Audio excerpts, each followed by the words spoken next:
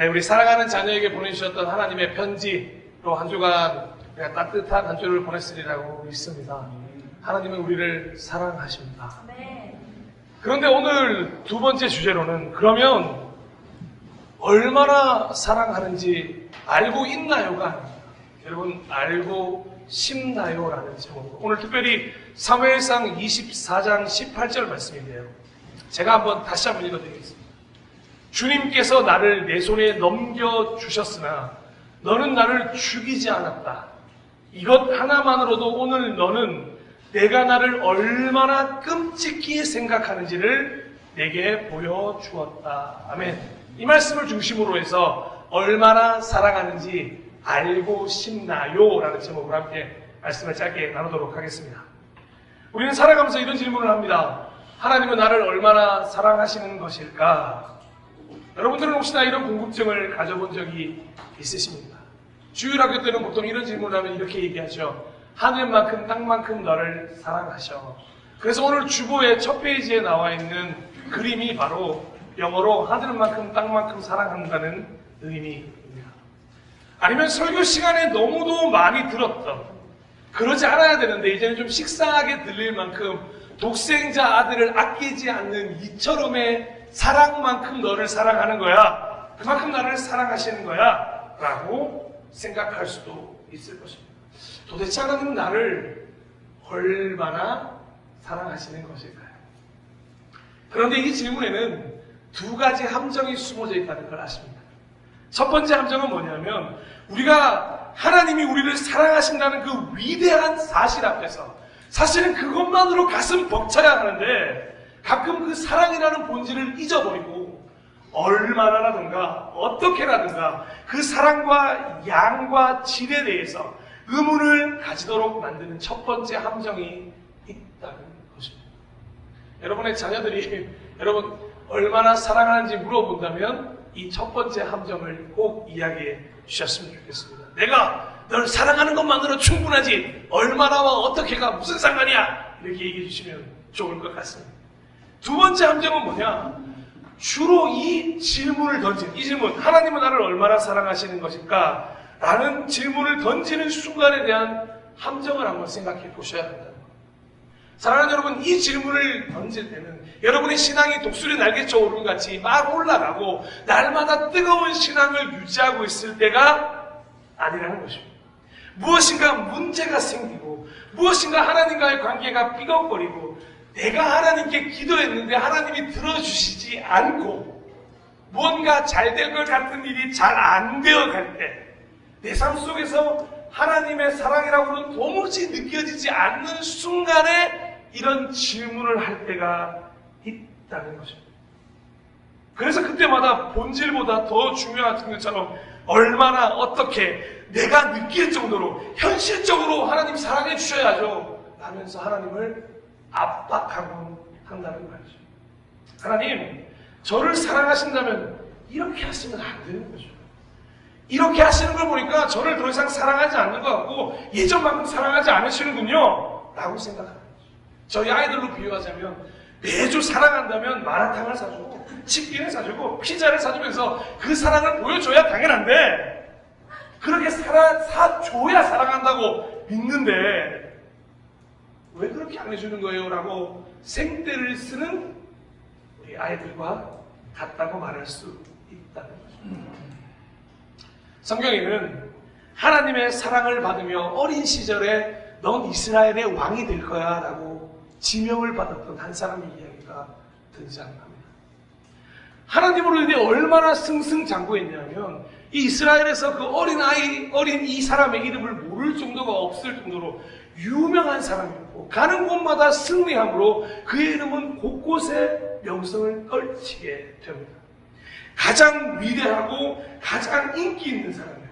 그래서 모두가 다 빨리 왕이 됐으면 좋겠다고 기다릴 정도로 대단한 사람이었습니다. 가는 곳마다 환영받고 가는 곳마다 존경받고 가는 곳마다 축복받는 삶이라고 한번 생각해 보십시오. 하나님이 얼마나 사랑하셨으면 이렇게 그를 인도하셨겠습니까? 누가 봐도 하나님의 사랑을 듬뿍 받고 있는 사람이 바로 이 사람이라고 말할 수 있다는 거죠. 그런데 이렇게 사랑을 많이 받고 있는데 딱 한 사람한테 미움을 받고 있다는 거예요. 바로 그 이스라엘의 왕이었던 사울로부터 지독히도 미움을 받던 사람이 바로 이 사람이었어요. 이 한 사람 때문에 그의 인생은 가는 곳마다 환영받고 축복받았다가 도망자의 삶으로 변하게 돼요. 때로는 미친 척해야만 살아남을 수 있을 정도로 성경에 보면 침도 질질 흘리며 미친 척했다는 기록이 있을 정도로 두려움의 연속이었고 불행의 연속인 삶으로 바뀌었던 사람이 있습니다. 그 사울 왕 때문에 언제나 숨어 지내야 해요. 자신의 이름이 밝혀지는 날에는 찾아와서 죽일까봐 좌불안석이고 지독히도 힘든 상황을 겪고 있다. 이제는 더 이상 하나님이 사랑하는 것처럼 보이지 않는, 동시에 하나님이 사랑함으로 많은 사람들한테 복을 받았고 동시에 하나님을 사랑하지 않는 것처럼 도망자의 신세가 되었던 이 사람, 우리가 잘 알고 있다시피 다윗입니다. 근데 우리는 이런 다윗의 어려웠던 과정을 잊어버릴 때가 많이 있다는 거죠. 우리가 다윗을 생각할 때 언제나 영광의 시대만을 기억하면서 완성형 다윗만을 기억하는 버릇이 있기 때문에 그렇습니다. 그저 하나님의 사랑을 많이 받은 사람이야, 승승장구했던 사람이야, 그래서 아무 어려움도 없었던 사람이 다윗 아니야라고 우리는 기억의 편향성을 가지고 있다는 거죠. 때로는 저는 그걸 우리의 열등감이 만들어낸 산실이라고 생각합니다. 아직 완성되지 못한 내 모습을 보면서, 만들어 가정인 내 모습을 보면서 이미 완성되어져 있는 다윗을 보며 느끼는 그 부러운 마음과 시기심이 분명히 존재할 수 있다는 거죠. 여러분들은 그런 분 없을지 모르겠지만 저는 제 주변에 신앙으로 완벽해 보이는 분들이 있으면 그렇게 시기심이 나고 질투가 나는 거예요. 그래서 뭔가 이렇게 흠집낼 게 없을까라고 찾아보는 제 모습을 만나는 참 비참할 때가 있습니다. 그런데 그 사람도 그런 시간을 거쳐 그 자리에 갔을 것인 것을 제가 생각하지 못하기 때문에, 사랑하는 여러분, 참 다행히도 우리와 동일하게 다윗 역시 아까 말씀드린 것처럼 철저히 괴롭고 힘들고 어려운 광야 생활을 겪어야만 했습니다. 사망의 골짜기를 계속 걸어가야 해요. 모르긴 몰라도 우리보다 몇 배나 더 어려운 고통 속에 머물렀을지도 모르겠습니다. 그러니 아마 우리는 다윗을 존경할 필요도, 그에 대해서 질투할 필요도 없이 오늘 이야기를 보면서 다윗처럼 공감하고 묵상할 필요가 있어야 한다는 걸 느끼게 된다는 거죠. 오늘 사무엘상 24장입니다. 이 사무엘상 24장 즈음에 오시면 여러분이 발견하셔야 될 한 가지 놀라운 사건이 있는데요. 뭐냐 하면 다윗이 하나님을 깜빡 잊어버리고 지내는 기간을 보내고 있다는 거죠. 사무엘상 20장을 넘어가면서 말로 사무엘상 후반부로 치고 다니면서 하나님이 등장하지 않는 장이 너무도 많아진다는 거죠. 그리고 사무엘상은 이 24장의 기록을 필두로 해서 다윗이 하나님을 완전히 잊어버리고 있다는 걸 까먹지 않고 기록하고 있다는 거죠. 꽤 오랜 시간 동안 다윗은 하나님을 찾지 않습니다. 여러분, 얼마나 다윗이 하나님을 자주 찾았었냐 하면 다윗은 눈을 뜨자마자 하나님을 찾았고 모든 문제가 있을 때마다 하나님을 찾았던 사람입니다. 그런데 그에게서 하나님을 완전히 잃어버리게 되었다고 성경은 기록하고 있습니다. 힘들어서 그랬을까요? 도망자가 된 신세 때문에 철학해서 그랬을까요? 아니면 하나님은 더 이상 나를 사랑하지 않는다는 확신에 들어 하나님을 찾지 않았을까요? 정확한 이유는 등장하지 않지만 성경은 다윗이 완전히 하나님을 잊어버리고 찾지 않았다는 기록은 분명히 기록하고 있다는 거죠.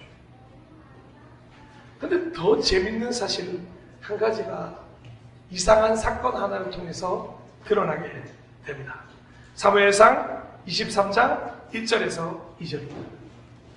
다윗은 블레셋 사람이 그일라를 치고 타작한 곡식을 마구 약탈하여 간다는 소식을 들었다. 자, 이때가 하나님을 잊어버리고 하나님을 찾지 않고 도망자의 신세에 있던 때, 그리고 자신이 좋아서 몇 명이 자기들이 따르는 부하들과 함께 광야에서 지내던 시절입니다. 그런데 이 그일라라고 하는 곳에 소식을 들은 거예요. 갑자기 그런데 보십시오. 그 다음에 뭐라고 기록되어 있죠? 그래서 다윗은 주님께 여쭈었다. 내가 출전하여 이 블레셋 사람을 쳐도 되겠습니까?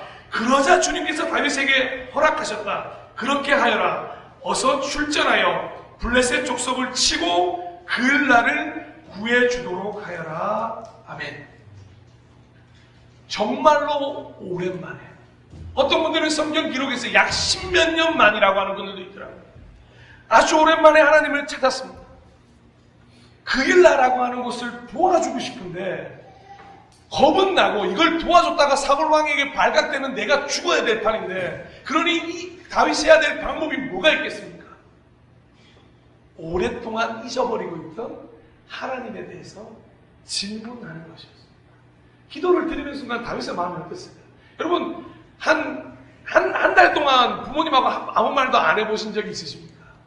뭐 각자가 삐져서 그래도 어쨌든 간에 안 하고 있다가 갑자기 예를 들어 돈 10,000원이 필요하다고 쳐요, 우리 자녀들 입장에서. 그러면 어머니한테 한 달 만에 얘기하면서 엄마 10,000원만 할 때 얼마나 이게 뭐지?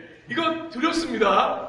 아니, 그거 말고도 대화를 오랫동안 쉬고 있다가 누군가에게 대화를 꺼내는 것이 정말 어렵습니다.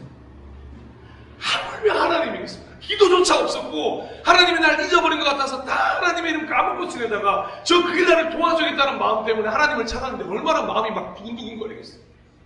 솔직히 하나님 입장에서 그렇게 기도할 때 저 응답 안 해도 된다고 생각합니다. 야, 너 10몇 년 넘는 동안, 아니 그렇게 긴 시간 동안 나 찾지도 않다가 네가 필요하니까 날 찾냐 임마? 라고 말씀하셔도 되지 않겠습니까? 근데 성경은 뭐라고요? 그렇게 기도하자마자 어땠다고요?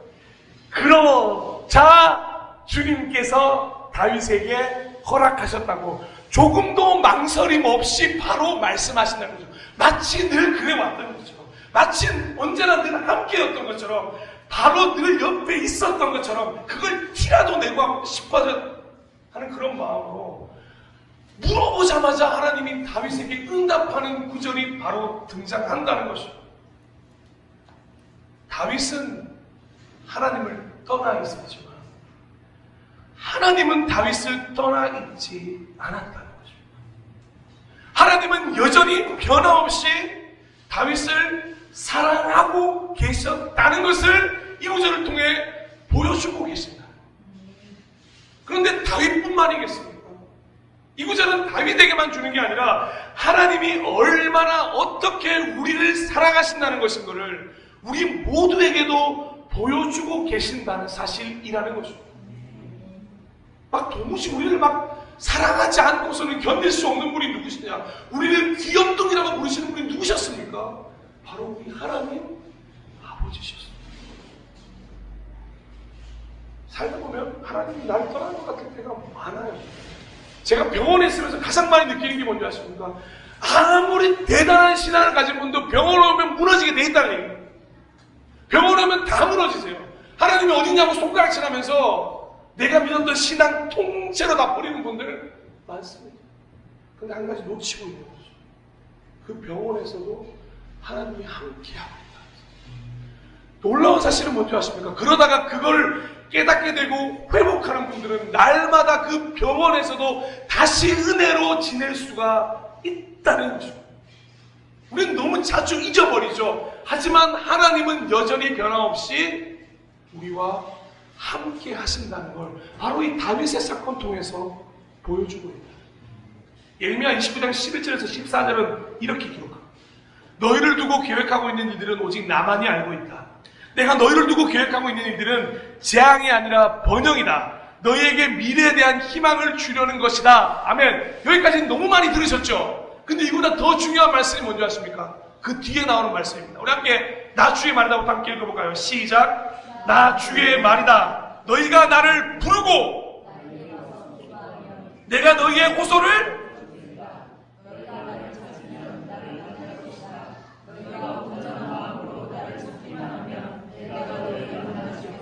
나 주의 말이다. 아멘. 지금 번영을 주겠는데요. 너희를 향한 나의 생각은 번영이야라고 하면서 어떻게 하라고 하십니까? 매 구절마다 나를 찾으라, 기도하라, 찾으라, 기도하라, 찾으라. 왜요? 왜 기도하고 찾으라고 말씀하십니까? 네 바로 옆에 있어. 하나님이 주시는 진짜 힘이 뭔지 아십니까? 여러분이 혼자가 아니라는 사실입니다.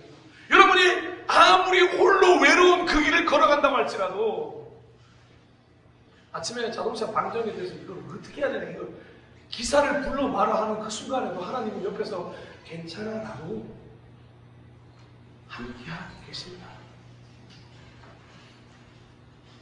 자, 별것 아닌 것 같은 응답이었죠. 우리가 볼 때는 뭐 그냥 하나님 응답하셨겠죠 라고 했지만, 다윗은 이 사건을 통해서 완전히 회복의 길을 걷게 되는 게 다윗의 영성이 훌륭하다는 점을 깨달으셨으면 이렇게 돌아가요. 여전히 함께하고 계신 하나님에 대한 다윗의 믿음이 막 불타오르기 시작하는 거예요. 막 하나님과의 뜨거운 교제가 다시 한번 생겨나는 겁니다. 아, 여전히 나를 사랑하셨어. 그러니까 막 8급급으로 KTX급으로 신앙이 회복되어 가는 겁니다. 이 그릴라 사건을 통해서, 또 이 그 이후의 인도하심을 통해서 하나님의 변화없는 사랑을 경험한 다윗은 완전히 다른 사람으로 변화되게 되고, 진짜 왕이 될 준비를 이 그릴라 사건 이후로부터 하게 된다. 왠지 아십니까? 왕권이 바뀔 때 보통 일어나는 일이 뭔지 아세요? 쿠데타. 지금 사울이 자신을 죽이려고 합니다. 그러면 방법은 하나밖에 없어요. 다윗이 왕이 되려면 어떤 방법을 써야 합니까? 사울을 죽여야만 가능한 일이에요. 아니면 사울이 자연스럽게 죽던가요? 아니면 사울이 죽을 날까지 기다리던가요? 그런데 다윗은 이 그릴라 사건에 하나님의 자기를 사랑하는 모습을 보면서 완전히 다른 사람으로 변화되어 진짜 하나님의 사람으로서의 왕이 될 준비를 하게 되는데, 왜 그러냐면 고스란히 자신에게 허락된 사랑을 사울에게 흘려보내으로 하나님의 사랑법을 깨닫게 되는 순간이었다는 것입니다. 요한일서 4장 11절에서 12절. 사랑하는 여러분, 하나님께서 이렇게까지 우리를 사랑하셨으니 우리도 서로 사랑해야 합니다. 이거 요한이 쓴 게 아니라 다윗이 쓴 것 같아요. 지금까지 하나님을 본 사람은 없습니다. 그러나 우리가 서로 사랑하면 하나님이 우리 가운데 계시고 또 하나님의 사랑이 우리 가운데서 완성된 것입니다. 아멘. 자신이 하나님으로부터 얼마나 큰 사랑을 받았는지 이 깨달은 다윗은 이 이후에 사울 왕에게 고스란히 그 사랑을 이어가고 있다는 거죠. 자신의 원수였던 사울 왕을 대하는 방법의 변화를 통해서 하나님과 원수 사이여서 죽을 수밖에 없는 우리를 어떻게 사랑하셨는지를 발견할 수 있다는 거죠. 이 사건 이후로 유독 사울 왕을 죽일 수 있는 찬스가 자주 찾아옵니다. 막 사울 왕의 동굴에 막 일을 보러 들어갔는데 그 뒤에 막 다윗이 이렇게 서 있어요. 저는 그거 모르는 게 더 이상하다 생각하는데. 근데 그런 순간에도 어떻게 해요? 사울 왕을 죽일 찬스가 있지만 사울 왕을 죽이지 않습니다. 다윗이 완전히 그 하나님의 사랑으로 새로운 사람이 되었기 때문에, 그 사랑으로 사울을 대할 줄 알았기 때문에, 하나님의 마음을 가졌기 때문에 말이죠. 그러면서 이런 이야기를 던져요. 사무엘상 24장 11절에서 12절의 말씀입니다. 아버지, 이때 이제 아버지는 왕을 통상적으로 부르는 입니다. 아버지, 지금 내가 들고 있는 임금님의 겉옷자락을 보십시오. 내가 이 겉옷자락만 자르고 임금님께 손을 대지 않았어. 이것을 보시면 나의 손에 악이나 죄가 없으며 임금님께 반역하거나 잘못한 일이 없다는 것도 아실 것입니다. 그런데도 임금님은 나를 죽이려고 찾아다니십니다. 이제는 주님께서 나와 임금님 사이에서 재판관이 되시고 나의 억울한 것을 주님께서 직접 풀어주시기 바라겠습니다. 나의 손으로는 직접 임금님께 해를 끼치지 않겠습니다.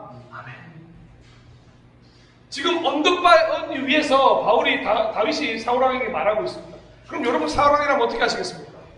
당장 군사를 보내서 지금 다윗을 잡으라고 해야 되지 않겠습니까? 그런데 완전 다른 반응을 보이는 거예요. 사울왕이 이 말을 듣고 놀라운 반응을 보이는데 모든 부하들 앞에서 꺽꺽 울먹이기 시작합니다. 성경은 이렇게 얘기합니다. 사울이 목 놓아 울었다고 이야기합니다. 자신을 얼마든지 죽일 수 있는 상황에서 자신을 살려준 다윗에 대한 여러 가지 마음이 교차했기 때문입니다. 왜 나를 안 죽였지? 나는 그토록 너를 괴롭혔는데 너는 왜 나를 안 죽였지? 왜 다윗은 나를 죽이지 않고 이런 은혜를 베풀어 줬던 거지? 그러면서 울면서 많은 사람들 앞에서 이런 고백을 하기까지 이르는 거예요. 자신의 생각을 그저 가지고 있는 게 아니라 모든 사람이 듣는 앞에서 다윗 네가 보여준 사랑이 하나님이 내게 보여주신 사랑이다 라고 고백하는 구절이 등장한다는 거죠. 사랑하는 여러분, 오늘 설교의 핵심은 이 부분입니다. 하나님이 오늘 우리에게 모두 이 말씀을 주고 싶으신 건데, 여기 사울왕의 입에서 나온 이 말을 통해서 하나님이 우리를 얼마나 사랑하는지를 꼭 듣고 가셨습니다. 다윗에게 보여주셨던 사랑, 다윗이 사울에게 흘려보내셨던 사랑, 오늘날 그 사랑이 우리에게까지 흘러와 도달한 그 사랑, 어떻게 사랑하시는지 사울은 이렇게 고백합니다. 사무엘상 24장 18절. 주님께서 나를 내 손에 넘겨주셨으나 너는 나를 죽이지 않았다. 그 뒷부분 함께 읽어볼까요? 시작! 이것 하나만으로도 오늘 너는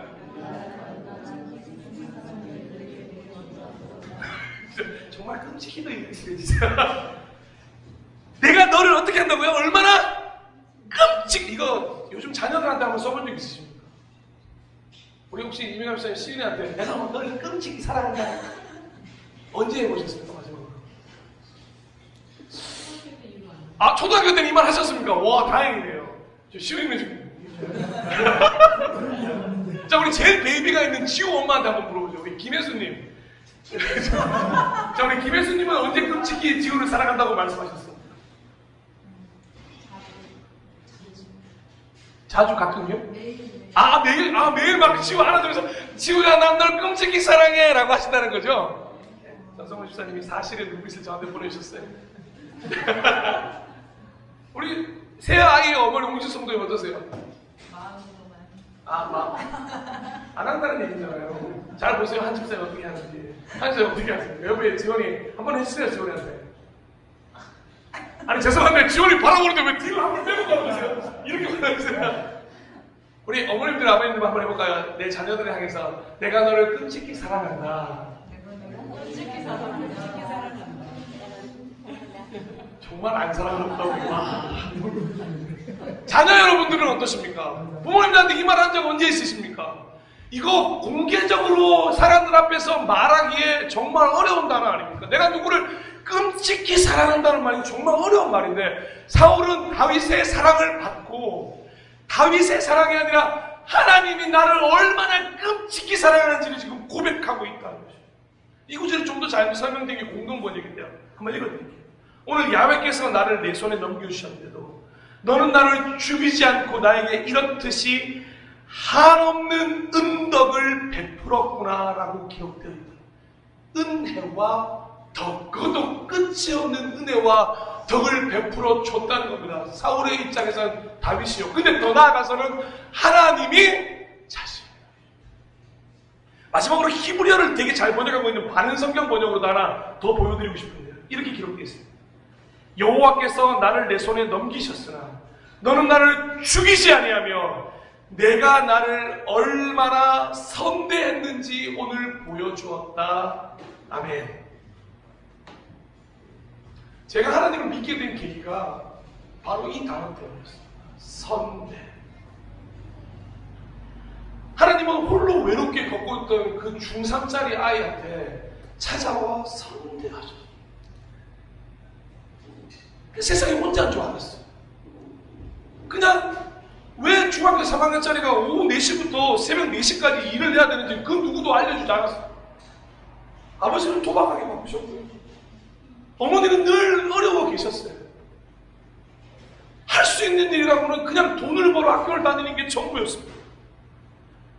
오후 4시에 학교를 빠져나가니까 학교에 소문이 났어요. 저는 고액과외 받으러 갑니다.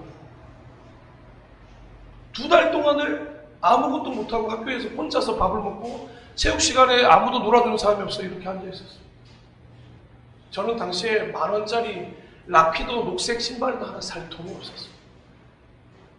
오후 4시부터 새벽 4시까지 일하면 하루에 버는 돈이 약 3만원 정도를 벌었습니다. 그리고는 새벽 4시에 끝나면 1시간 정도 되는 거리를 걸어 집을 가야 했어요. 그러면 집에 가면 뭐가 달라진 게 있겠습니까?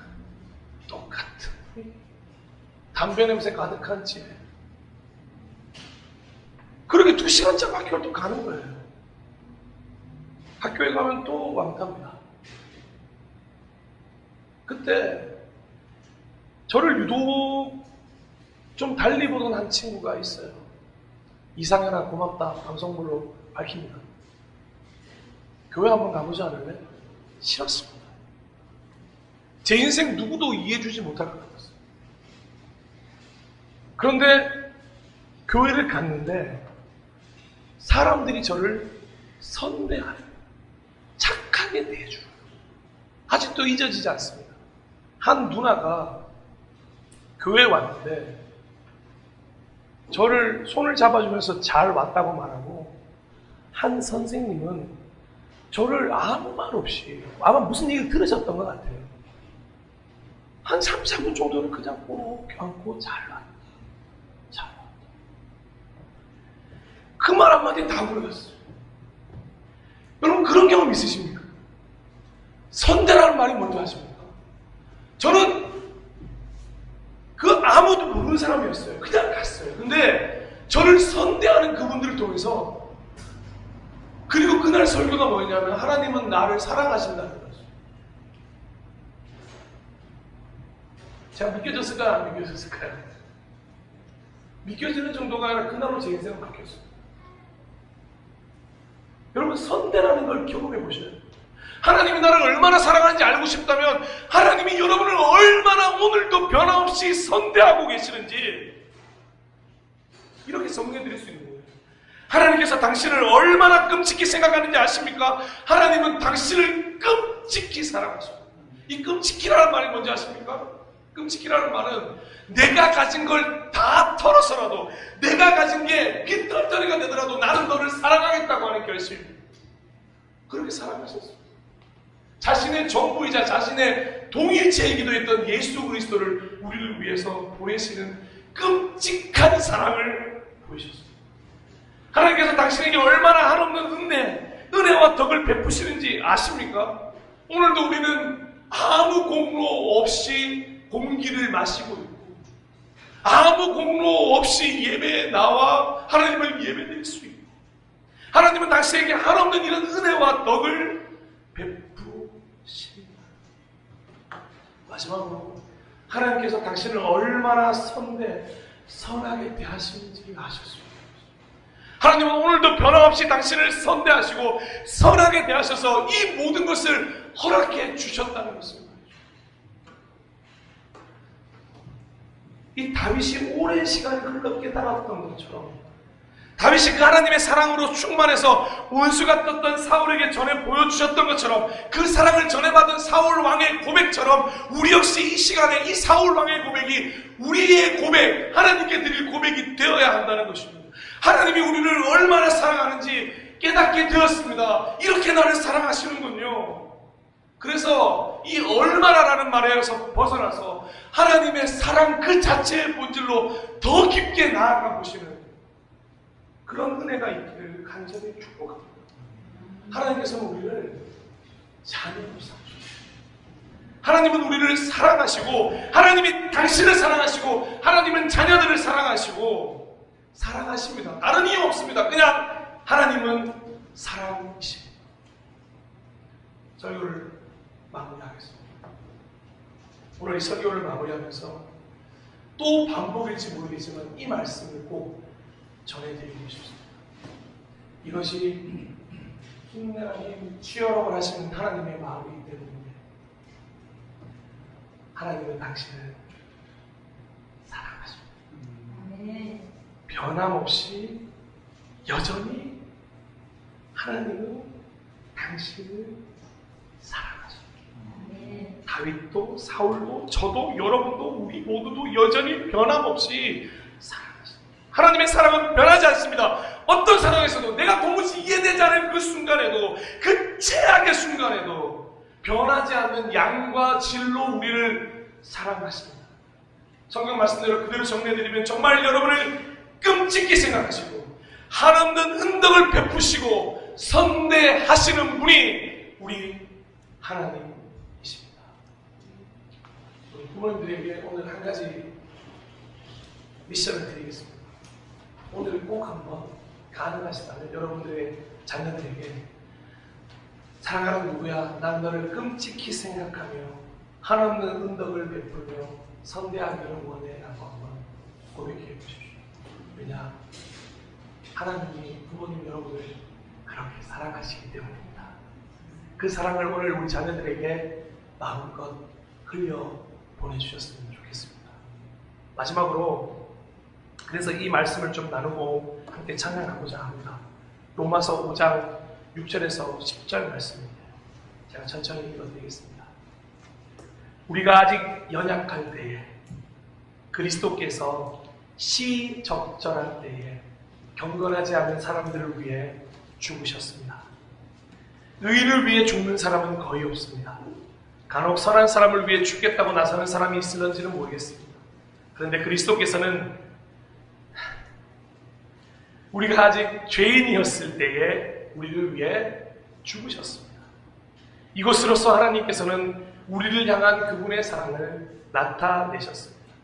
그러므로 우리는 그리스도의 피로 말미암아 의롭다함을 얻었으므로 우리가 그리스도를 통해 하나님의 진노로부터 구원을 받을 것은 더욱 확실합니다.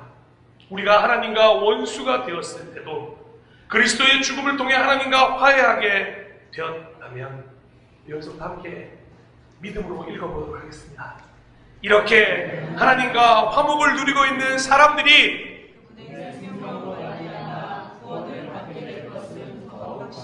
아멘. 그 사랑으로 말미암아 얻는 이 구원의 확실 마음껏 누리게 되기를, 하나님의 사랑을 가득히 느끼시게 되기를 축복합니다. 우리 그런 마음으로 이 시간 찬양하며 나아갈 텐데, 오늘은 기도하는 만큼 이 찬양을 좀 드렸으면 좋겠습니다. 이 찬양 가사 하나하나가 여러분이 고백하는 기도가